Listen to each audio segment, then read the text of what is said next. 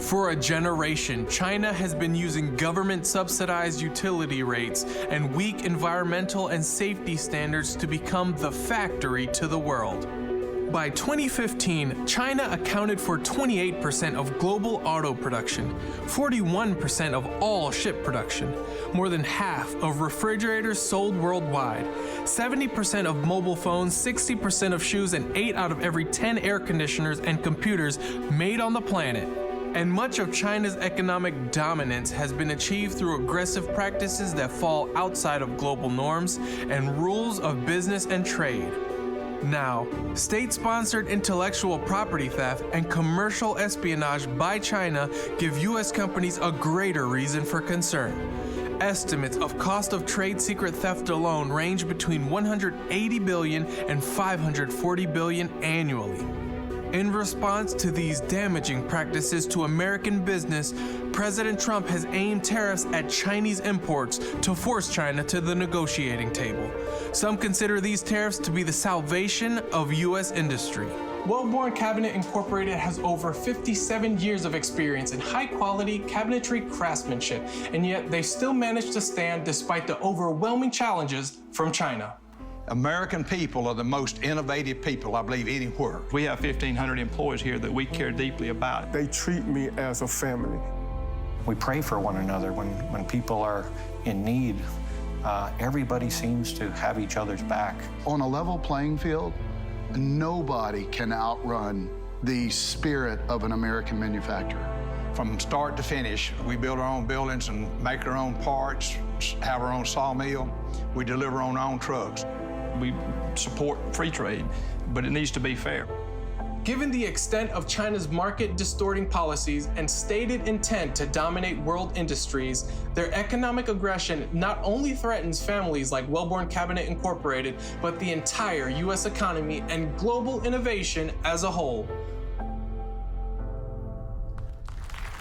My next guest created and carried the vision for Wellborne cabinets forward, from a daydream moment in school to the high-quality products that are made and the talented team that he leads today, all in spite of China's unfair competition. He's joined by his wife, Betty, his son, Stephen. They all help lead their company of over 1,400 employees. Would you please welcome Paul, Betty, and Stephen Wellborne. Great having you guys here. I love a great American story, and Wellborne Manufacturing is a great American story. Paul, I understand, did it really start with a daydream? Is that true? Well, somebody said that one time, Governor, but they said I was looking out the window in school when I should have been studying. But they said I was looking at a tree to see what I could make out of it. But I don't remember that part of it, but how it really started, I remember my father carried my brother and I out to the job site, building homes, when I was just kids. And so around when I was 12 or 13 years old, my brother and I built our first 12-foot kitchen. Is that right? In one of the houses he was building. That's pretty good. And from there, 1,400 employees, you have business in all 50 states. You make cabinets for homes. So it's a specialty industry. But you've been hit hard in competition from the way China does business, and I think you would probably say it hadn't been all that fair. But when it comes to China and their trade practices, subsidies, you cannot compete because they are guaranteed to win. And you can't compete against that, Governor, and we're beginning to see more and more of that. And I have watched the furniture business for many years, and when it went out, 120, 140 plants closed. We're getting in that same position now in the cabinet business. We need to really get these tariffs on, and I applaud the president for what he is doing. Now, a lot of people are unhappy with the president. They say the tariffs are a terrible idea. It's going to make it more difficult for companies to succeed. But a lot of the manufacturers, like you say, it's the only way to force China to come and play a fair game. You know, absolutely. The tariffs, some people may say they are a problem, but when you're looking at prices, sometimes it is 40 and 50% under your market. You can take your labor and material costs completely out of it, and they're still under the market. So what is it that they do that makes it cheating, not just good competition? Governor, I'll give you, for instance, we have a supplier to our industry, the Hardwood Plywood Association, that petitioned our federal government to do an investigation, and we just awarded tariffs on their product that was being dumped by China. They found it took 200% tariffs and duties to just level the playing field. That's how far the Chinese were dumping. They were providing the raw materials to some of these companies at no charge so they could come and compete and dump product into this industry. I don't know if a lot of Americans understand that the long-term goal is if they can put you out of business, then they can raise their prices to more than you ever charge for a cabinet, but they can't do it as long as you're competing. That's right. When they put any Pacific industry out of business, they can raise the prices and move on and start making profits in that product and attack another industry. So one of the things that I saw in the video that Juan did, the employees of the company obviously are more than just workers to you. They're family. That's right. And I heard even one of the people say, we pray for each other. We have each other's backs. I'm not sure that's what we would hear in a Chinese factory. Probably might not be allowed, and it'd have to be a silent prayer, I'm sure. But we have such good people throughout our company, Governor.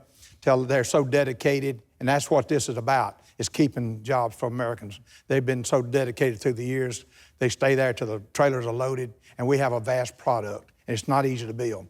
But they do a wonderful job, and we have some of the best people in the United States working in our company, and I thank God for them. You know, I think it's so important when I see a company like yours. You've got 1,400 employees, but you don't treat them as if they're just a blob of 1,400 people. Betty, as kind of the matriarch of the family, how important is it to you that the atmosphere of the company is like a family? Why does that matter? Well, as a mother and a grandmother and a great-grandmother now, we felt the need to have a daycare at our facility. We have 40–50% women that we employ, so we put a daycare, and so the children can stay. To keep us physically fit, we put us in a gym. And then we have a full-time nurse that's on staff, and we have a doctor that comes in 3 days a week. The employees can see the doctor at no cost. We have a cafeteria that provides warm meals. So like I said, we like to treat our employees like families because our family works there, and so that's why they are so important to us, yeah. So. It's like your own little town over there. You got all these services. If there was a message you could give to the House, the Senate, to the President, to the federal government, what would your message be, Paul?